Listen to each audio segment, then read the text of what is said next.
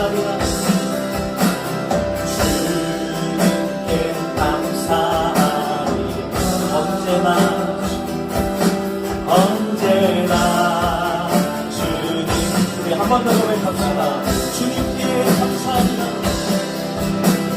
주님께 감사하리라. 언제나 주님께 감사. 다시 그분 앞에, 다시 그분 앞에 내 영혼 선해. 주님 만난 그때 나 다시 돌아가 주님께 예배 드리며 다시 십자가에 다시 복음 앞에 내 영혼 선해. 주님 그때 나 다시 돌아가 주님께 예배 드리며 다시 십자가에 걸으리.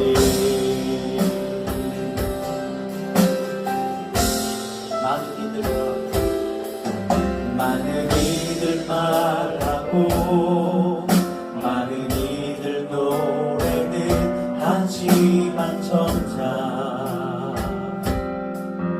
가진 않는 길, 두려운 생각보다 많이 힘들고 험한 길보단 그저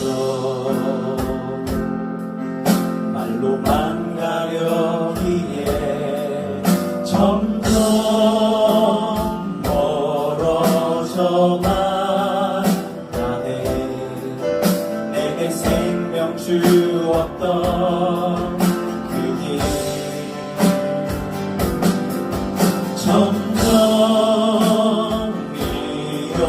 미워하려 하네. 내게 사랑 주었던 그 길 다시 복음 앞에 내 영혼 선해. 주님 만난 그때 나 다시 돌아가 주님께 예배 드리며 다시 십자가에 결단하는 마음 가지고 고백합시다. 다시 복음 내 영혼 선해. 내 영혼 선해. 주님 만나 그대 나 다시 돌아가 주님께 예배 드리며 다시 십자가에 걸으리. 다시 복음 앞에 다시 복음 앞에 내 영혼 선해. 주님 만난 그때 나 다시 돌아가 주님께 예배 드리며 다시 십자가의 길 걸으리.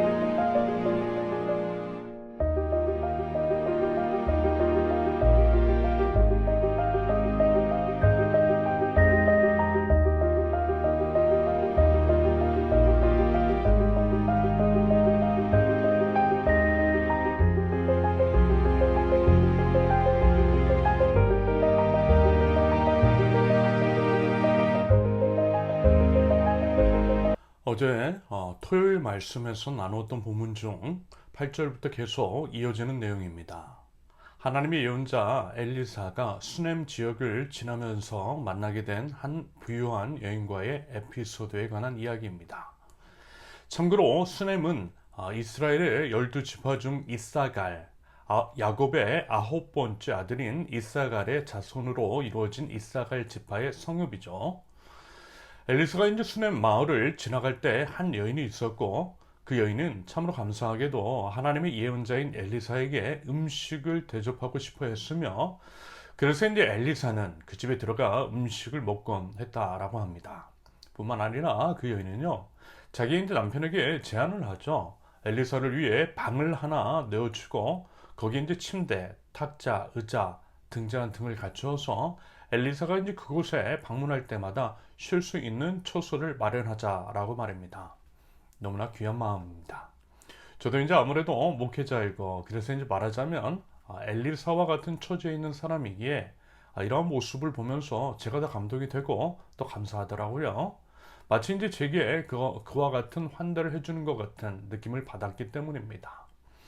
일단 유대의 율법 가운데에는 나그네를 환대하라는 명령이 있어요. 이집트에 있었을 때, 출애굽 이후 광야에 있었을 때 나그네였던 것을 기억하고 본인들과 같은 처지에 있는 나그네들을 불쌍히 여기고 환대하라는 명령이 있습니다. 사실 지금 우리도 나그네잖아요. 우리 이제 본향은 하나님의 나라. 이 세상 속에서 나그네와 같은 인생, 우리 믿는 자들인 거죠. 그러므로 나그네. 지금으로 말하면 외국인에 대한 우리의 태도는 결국 우리에 대한 것입니다. 우리가 우리 이웃을, 나그네를, 외국인을 우리 자신과 같이 사랑하고 지켜주고 보호해주고 그들의 이제 권익을 위해 힘써야 하는 까닭입니다. 성경적인 정의는 약자를 향한 하나님의 끈질긴 편애라고 했어요. 그런다고 할 때 나그네는 약자입니다. 안전하고 안락한 집을 나와서 고생을 하되 낯섦에 대한 불안과 두려움 가운데 놓여 있어요. 언제든 폭력이 희생양이 될 수 있더라는 것입니다. 저도요, 중국에 살면서 외국인으로서의 부당한 대우가 무엇인지를 경험한 적이 있습니다. 성경에서도 보면 이와 같은 장면이 종종 묘사가 되고 있죠. 특히 이제 소돔과 고모라의 경우가 그렇습니다. 하나님의 명령을 받아 소돔과 고모라의 심판을 선포하러 간 하나님의 사자들에게 그곳 주민들은요, 폭력을 가하려고 했어요. 엄연한 나그네인 그들을 위협했어요. 심지어는 남성이 남성을 성폭행하려고 했습니다. 참고로 소돔과 고모라에서 소돔이라고 하는 영단어에 Y를 붙인 사도미, SODOM, 소돔에다가 Y를 붙이는 사도미는 남성 사이의 성교를 의미하는데요. 예전에는 이런 게 많았다라고 합니다. 남성들, 특별히 이제 연약하거나 전쟁에서 이제 전쟁이나 싸움에서 패배한 남성들에게 커다란 수치심을 안겨주기 위해 일부러 남성을 강간했대요. 남성이 여성에 대한 것도 물론이지만 남성이 남성을 강간하기도 했다라고 합니다. 단순하게 이제 육체적인 욕구를 풀기 위한 것이 아니라 의도적으로 그 대상을 무기력하게 만들고 씻을 수 없는 수치심과 모멸감, 치욕을 주기 위한 의도로서 남성이 남성을 강간했던 거죠. 여러분 상상을 한번 해보십시오. 내가 남자인데 남자에게 강간을 당한다라고 했을 때 그 모욕감을 말입니다. 말하자면 이제 소돔과 고모라는 나그네를 환대하라는 하나님의 명령을 단순하게 어겼던 것, 그 정도가 아니라 엄연한 약자인 나그네에게 말도 안 되는 이제 폭력을 가했다라는 것입니다. 더더군다나 뭐라고요? 남성이 남성을 향한 성폭력을 저지르는, 즉 창조 질서에 위배되는 행위를 통해서 그랬습니다. 그와 같은 이제 총체적인 악의 열매가 가득 맺혀 있는 소돔과 고모라였습니다. 그것의 문제는요, 단순하게 동성 성폭행 혹은 동성애 문제만은 아니었어요. 근본적인 죄의 열매 중에 하나가 그것이었을 뿐인 거죠. 그래서 이제 가끔 동성애 반대에 대한 예로서 소돔과 고모라의 예를 들고 소돔과 고모라가 심판을 받은 이유가 동성애 때문이라는 식으로 단정짓고 한계를 지어서 이야기하는 경우들이 있는데요. 그것은 이제 뿌리를 보지 못한 채 내린 성급한 혹은 의도적인 판단일 수도 있겠습니다. 오히려 이제 총체적인 악이 소돔과 고모라 안에 가득했다라는 것이고요. 그 중에 하나가 동성 간에 가해진 폭력이었음을 여러분 기억하시면 되겠습니다. 그리고 그것이 이제 회복될 기미, 즉 그것을 정화시킬 단 10명의 의인이 없어서 심판을 하셨던 거죠. 바꿔 말하면 여러분, 의인이 단 10명만 있었어도 소돔과 고모라는 망하지 않았을 거예요. 왜요? 그들을 통해 그 땅이 이제 충분히 정화될 수 있기 때문입니다. 의인 10명이라고 하는 말에는요, 그런 의미가 내포되어 있는 거예요. 마찬가지라는 것입니다. 거룩한 하나님 나라 백성이 우리 사회 안에 존재하는 한 하나님께서 심판을 유예하실 것입니다. 기다려 주실 거예요. 하나님의 교회가 이 땅의 희망인 이유입니다. 여러분, 우리가 희망입니다. 그러면서요, 우리가 희망일 수 있으려면요, 빛과 소금으로서의 역할을 감당해야만 할 것입니다. 그것은 다름 아닌 우리 안에 먼저 하나님의 나라가 임하는 것이겠죠. 우리 개개인 안에, 우리 교회 공동체 안에, 각 교회 안에 하나님의 나라가 임해야 합니다. 여기서 이제 하나님의 나라가 임한다라고 하는 것은 하나님 나라에서 경험할 만한 일들이 우리 개인을 통해, 우리 교회 공동체를 통해, 우리 교회들을 통해 드러나고요. 그래서 이제 우리가 속한 사회 안에서 하나님 나라의 정의와 공의가 실현되는 것입니다. 이와 관련해서 이런 게 있어요. 제가 이제 신앙생활을 하고 여러 이제 개인과 교회와 교계를 바라보면서 되게 의아해하고 너무 안타까워했던 것 중에 하나입니다. 말하자면 이런 것입니다. 교회 안에서 하나님 나라를 말하고 하나님 나라에 관해서 찬양을 하고 또 하나님 나라를 위해서 기도하는 것들은 사실 적지 않았어요. 하나님 나라에 대한 수사는 많았습니다. 그런데요, 그에 비해서 어땠죠? 우리 삶은 하나님 나라와 무관해 보였습니다. 세상과 똑같거나 오히려 이제 세상보다 더 세상적이었던 것 같아요. 세상보다 수준이 낮아 보였어요. 예를 들어 하나님 나라는 사랑을 낭비하는 곳이잖아요. 하나님 나라는요, 참으로 비효율적인 곳입니다. 효율과는 거리가 너무 멀어요. 가장 비효율적인 것, 십자가잖아요. 여러분 한번 생각해 보십시오. 오직 왕이신 예수님이 왜 벌레만도 못한 우리를 위해서 피 흘려 죽으시냐라는 것입니다.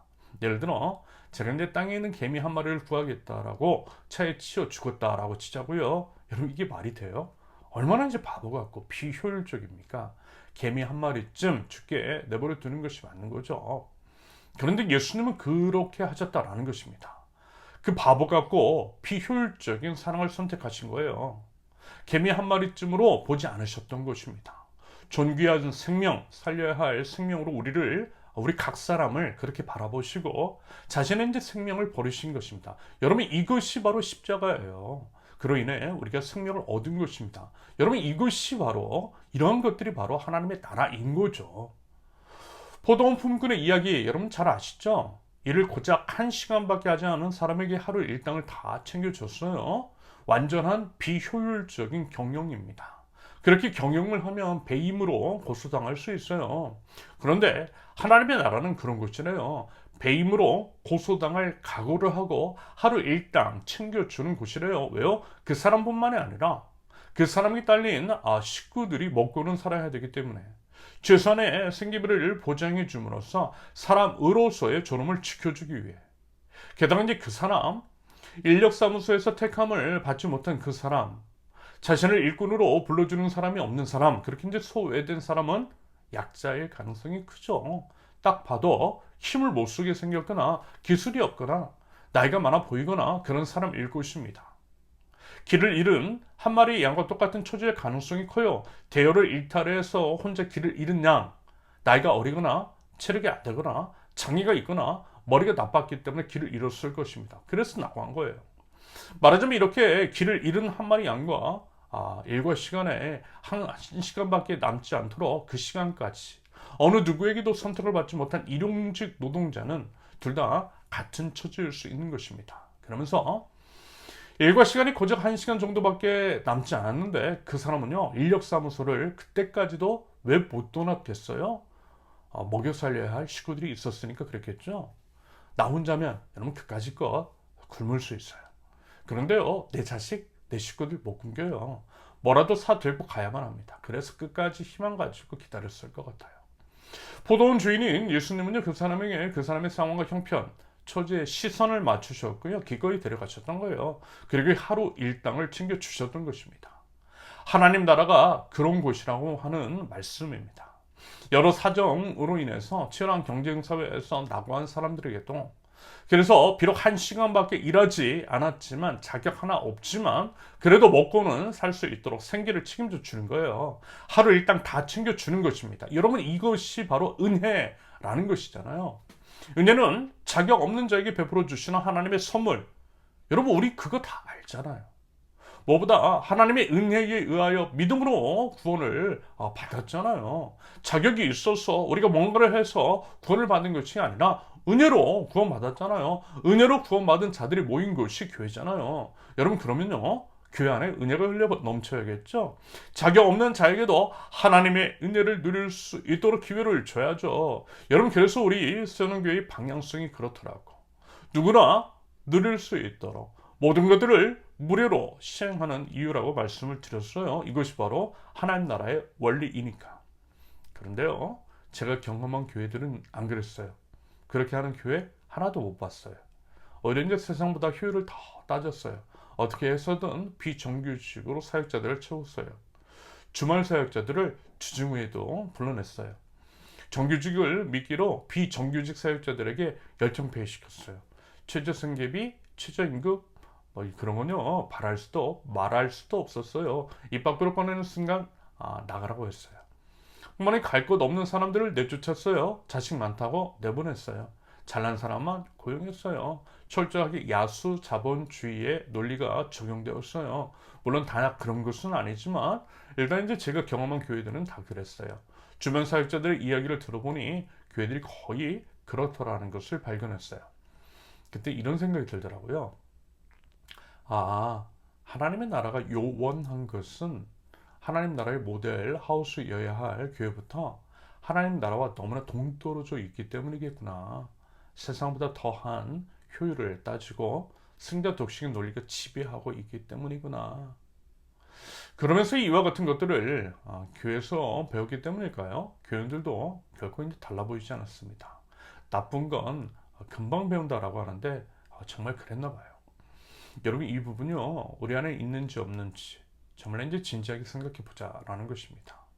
예를 들어 이런저런 좀 집회 같은 것들이 있잖아요. 특별히 찬양 집회 같은 거, 그런 영상, 그곳에 이제 참여하는 사람들의 표정을 보면요, 하나님 나라가 정말 임한 것 같아 보이더라고요.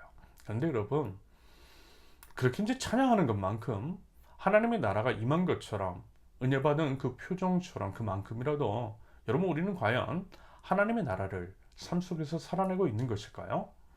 반대로 집회 때 그 은혜 받은 모습처럼 우리가 정말 하나님 나라 백성답게만 살아도요, 우리가 이제 살고 있는 삶의 현장이 조금은 더 하나님 나라와 다워지지 않겠느냐라는 것입니다. 여러분, 이런 생각 안 해보셨어요? 성경은요, 분명하게 말씀합니다. 고린도전서 4장 20절. 하나님 나라는 말에 있지 않고 능력이 있습니다. 하나님 나라는요, 하나님의 말씀 속에 드러난 하나님 나라의 가치를, 하나님의 정의와 공의를 실천할 때에 이루어지는 것입니다. 어리석은 고용, 즉 10사람이면 충분히 되지만 일부러 한 사람 더 고용하는 거예요. 요즘 같은 세상에 그 어리석은 선택을 하는 것입니다. 그 한 사람, 그리고 이제 그 사람에게 딸린 식구들까지 살려주기 위해서. 그러려면 먹고 살만하도록 생계를 책임져 주는 거예요. 여러분, 이것이 하나님의 나라고 하나님의 나라를 이 땅에서 경험하는 구체적인 실천입니다. 이것이 바로 믿는 자의 능력인 거죠. 이것이 필요하다라는 것입니다. 이게 바로 하나님 나라 백성들에게서 보여야 할 구체적인 실천입니다. 이게 믿음이죠. 저는 이런 맥락에서 수냄 여인의 행동, 즉 엘리사를 환대한 것, 먹을 것과 쉴 곳을 제공해 준 것을 해석할 수 있다고 봐요. 자신의 이제 삶 속에서 하나님의 나라를 구현해낸 하나님 나라 백성인 수냄 여인인 거죠. 말하자면 수냄 여인은 엘리사를 하나님의 시선으로 바라봤던 것입니다. 하나님의 시선으로 바라봤어요. 그러면서 엘리사는 사역자였던 거죠. 물론 일부 목사들은 부정부인지 불법으로 혼자만 잘 먹고 잘 살기도 하지만 그렇지 않은 경우가 더 많잖아요. 돈 벌려고 목사한 것도 아니고요. 그래서요, 대체로 부유하지는 않습니다. 목사 중에 그런 사람 좋지 않아요. 한편 이제 성경에는 11조의 용도 중 레위 지파 즉 전적으로 이제 교회를 위해서 헌신하는 사람의 생계를 보장하는 것에 사용하라고 명시하고 있어요. 말하자면 수냄 여인의 엘리사에 대한 섬김을 이와 같은 맥락에서의 섬김으로도 볼 수 있다라고 생각합니다.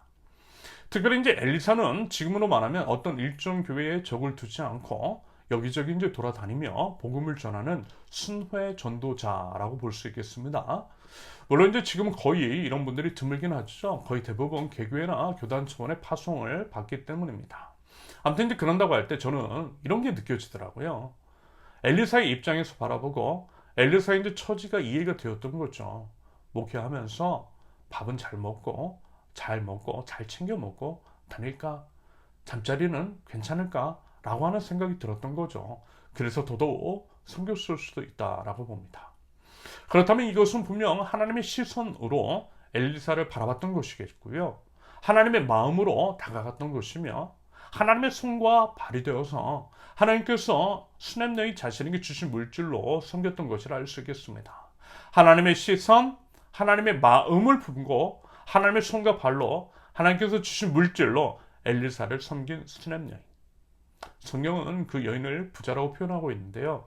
그 물질이 다름 아닌 하나님으로부터 왔으며 그래서 하나님의 것이요 하나님의 시선과 하나님의 마음이 머무는 곳에 사용하는 것이 맞는 것이라고 여기고 또 실천했던 것이라고 생각합니다. 자, 또 이제 엘리사입니다. 엘리사는요 수냄 여인으로부터 이런 대접을 받으면서 받기만 하지 않았어요. 저도 이런 거 너무 싫어하거든요. 받기만 하는 거. 여러분 이것은요 기본적인 태도의 문제입니다. 똑같은 물질로 할 필요는 없지만 고맙습니다 라고 하는 말 한마디, 카톡 하나, 편지 한 장, 여러분 이런 건 정말 중요합니다. 그런데요 생각보다 이런 작은 표현 할 줄 아는 사람들이 드물어 보여요. 당연하게 생각하나 봐요. 주님께서 이제 우리에게 범사에 감사하라 라고 하셨죠. 감사는 우리 믿는 자들의 능력이고 은혜를 아는 자의 마땅한 표현입니다. 감사는 선택이 아니라 명령인 거죠. 오늘 감사할 때 더 많은 감사거리를 선물해 주세요. 이것이 감사의 비밀, 감사의 능력입니다. 여러분 하나님도 이러시더라고요. 우리가 이제 하나님께 뭔가를 표현하고 우리 것, 엄밀히 말하면 그동안 하나님의 것이겠지만 하나님께 그것을 돌려드릴 때에 우리 하나님께서요 가만 계시지 않으세요. 고맙다 라고 하세요. 너 참 고맙다 라고 하세요. 그리고 이제 또 뭘 또 챙겨주시더라고요. 여러분 경험해 보셨죠? 하물며 하나님도 그러하신대요. 우리도 당연히 그래야 하지 않겠어요? 엘리사도 이 점을 잊지 않았어요. 그래서 말하지만 아들을 낳을 것이라고 하는 것이잖아요. 아들 없는 수냄 여인. 게다가 남편은 나이까지 많이 먹었고 버렸고 그래서 여망이 없었던 그들 가정에 아들을 약속했잖아요. 자신을 환대해준 수냄 여인에게 너무 감사해서 뭐라도 해주고 싶었던 것입니다. 그러면서 아들은 분명 수냄 여인의 필요였어요. 아픔이고 상처였어요. 고대 유대 사회, 엄연한 남성 중심의 차별적인 가부장제 사회 안에서 아들이 없었던 것은요 여성으로서 큰 수치가 되었고 아픔이었습니다. 남편에게 버림을 받아도 전혀 문제 삼을 수 없는 그런 일이었습니다. 아무리 남편이 잘해준다 할지라도 여성 스스로 위축될 수밖에 없는 상황이었어요. 말하자면 엘리사는요 그걸 본 거예요. 하나님의 시선으로 그 여인을 바라봤던 것입니다. 하나님도 그 여인의 아들 없음을 그래서 고통받고 있는 그 심정을 안타까워하신다라고 하는 것들을 알았을 것입니다. 깊이 공감했던 거죠. 그래서 이제 먼저 그 여인으로부터 극진한 환대, 은혜를 받은 자로서 하나님께 구했을 것이고요. 아들을 약속했으며 아들을 정말 얻게 되었던 것입니다. 여러분 한번 상상 한번 해보세요. 수냄 여인이 엘리사의 말처럼 임신을 하고 아들을 얻게 되었을 때의 그 심정, 그 기쁨을 말입니다. 정말 이루 말할 수 없을 정도로 너무나 벅찼을 것입니다.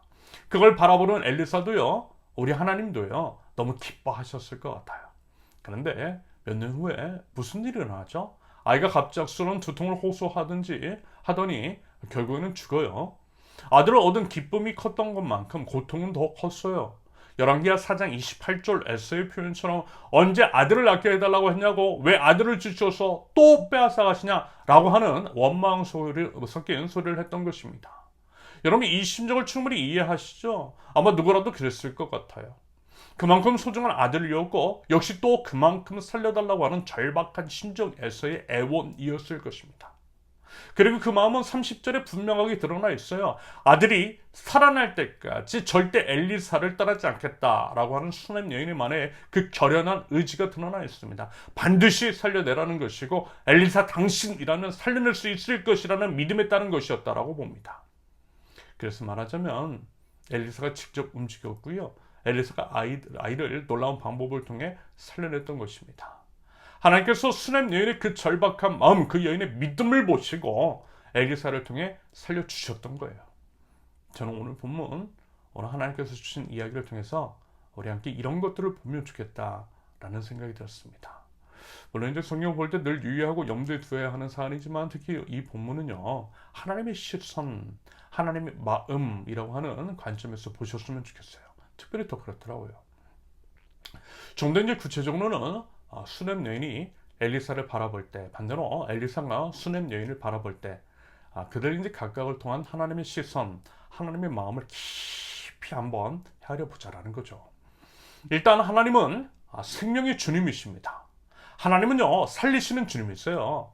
생명의 주님이라고 하는 의미는 살리시는 분이시라는 것입니다. 그러므로 하나님이 계신 곳에서는 생명이 살아나요. 반대로 하나님이 안 계신 곳에는 죽음이 가득하겠죠. 이건 분명합니다.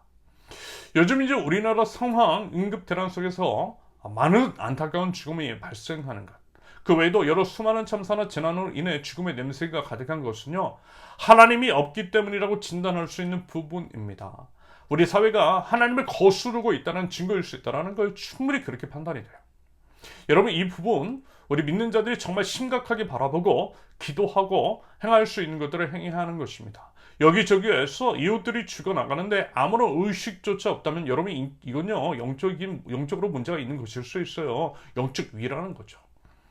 여러분, 우리가 믿는 하나님은 생명의 주님이세요. 그러므로 생명의 하나님을 믿는 자들에게서는 생명이 살아나는 일들이 벌어질 수밖에 없어요. 왜냐하면 생명을 살리시는 하나님의 시선으로 이웃들을 바라보고 생명을 살리고자 하시는 하나님의 마음으로 손과 발을 움직이기 때문입니다. 하나님 나라 백성은요, 생명 살리는 일을 한다라는 것입니다. 그래서 하나님 나라 백성들이 많아지고 우리 사회가 하나님 나라다워지면 생명이 살아나는 일들이 일어날 수밖에 없는 것입니다. 여러분, 수넴 여인 보세요. 정확하게 그랬잖아요. 엘리사 선지자를 볼 때 밥 먹여야겠다고 수뇌 사역으로 인해서 배고프고 지친 엘리사의 형편을 봤어요. 그래서 먹였고요, 쉬게 했잖아요. 엘리사를 살리는 것입니다. 하나님 나라 백성들 이런 거 하는 거예요. 밥 먹이고 쉬게 하는 거예요. 엘리사도 똑같았어요. 하나님의 시선으로 수넴 여인을 바라봤어요. 아들이 없어 고통스러워하는 그 여인의 마음을 헤아렸어요. 그 안타까운 마음을 품고 기도해서 하나님께 아들을 얻어냈습니다.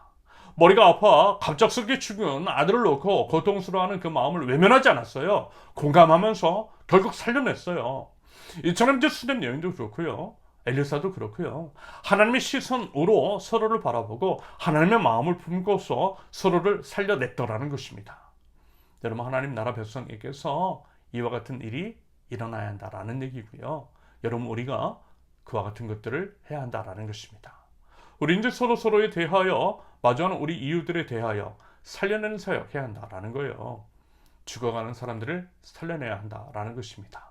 우리를 통해 살리시는 하나님을 경험하도록 해야 한다라는 거죠. 그래서 이제 우리가 믿는 하나님이 생명의 주님이심을, 우리를 구원해 주시는 구원자이심을 드러내는 거죠. 여러분, 이것이 복음 증거인 것이고 이것이 바로 하나님 나라를 이뤄가는 것이며 이것이 바로 하나님 나라 백성이 우리를 통해서 드러나야 할 생명의 사역, 해야 할 모든 것입니다. 여러분, 이제 주님의 시선이라고 하는 찬양에 가서는 이런 내용이 있어요. 주님의 시선, 나를 비추시고 상처난 내 마음 만지시네. 말씀하시고 회복해 하시네. 주의 사랑이 다시 살게 하시네. 여러분, 정확하게 이거잖아요. 하나님이 엘리사를 통해 수넴 여인에게 보낸 시선이, 하나님이 수넴 여인을 통해 엘리사에게 보낸 시선이 바로 그런 것이었어요. 그 시선이 수넴 여인과 엘리사를 비추시고 만져주시고 말씀하시고 회복해 하시고 다시 살게 하셨습니다. 여러분, 그 주님의 시선이 여러분 지금 우리에게도 동일하게 비추고 있는 줄로 믿습니다. 하나님께서 우리를 살려주세요.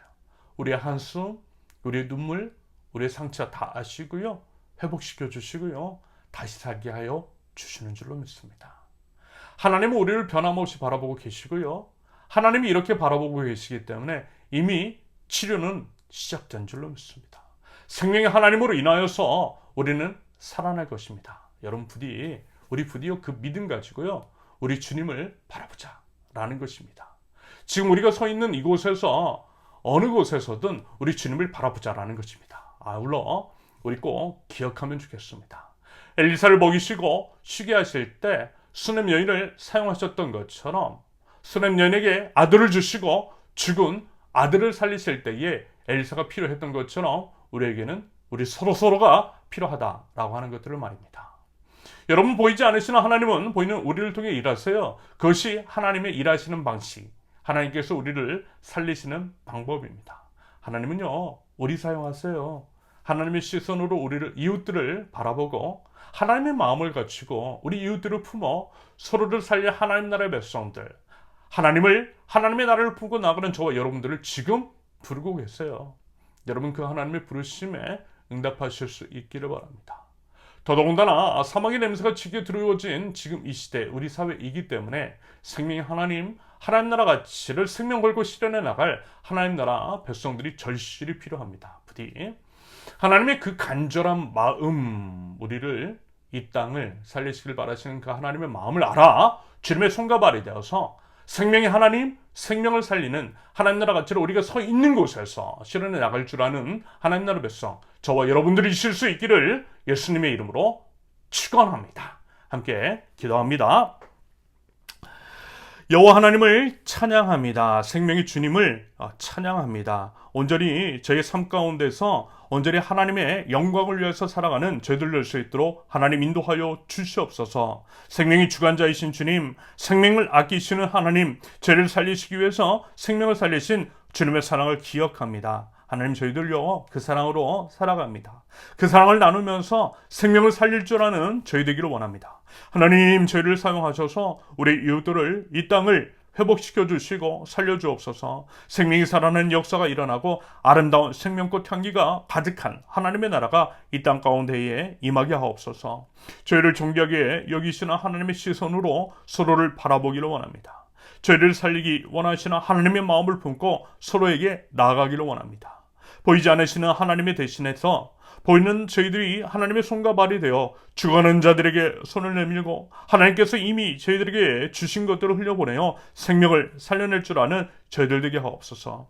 사람으로서 마땅히 존중받아야 할 존엄을 지켜주게 하시며 위험과 불안과 두려움에 빠져 있는 이들을 건져내게 하시며 서로를 보듬어주고 서로를 보호해주고 서로를 지켜주는 저희 따스한 품을 마련하게 하시어 구체적인 실천에 있는 사랑을 보이게 하옵소서.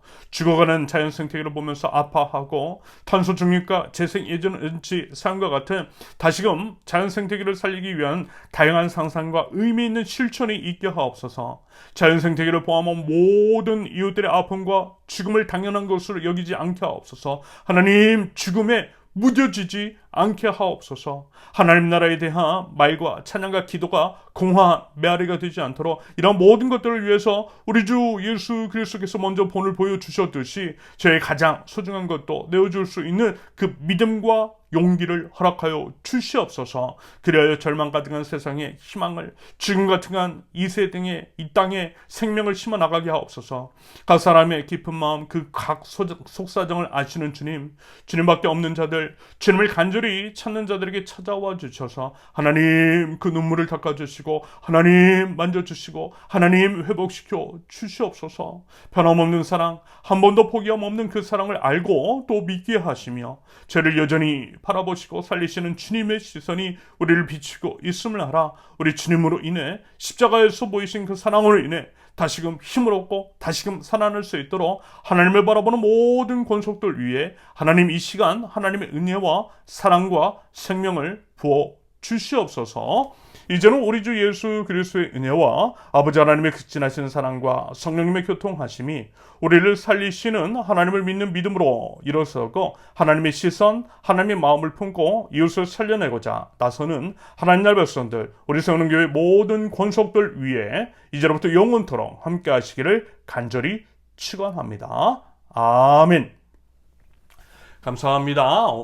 이로써 오늘 예배를 모두 마쳤습니다. 특별히 이번 주에는요, 추석 연휴가 시작되는데요. 사랑하는 가족들과 함께 하나님 안에서 기쁨과 행복이 가득한 연휴로 추석 명절을 보내실 수 있기를 바랍니다.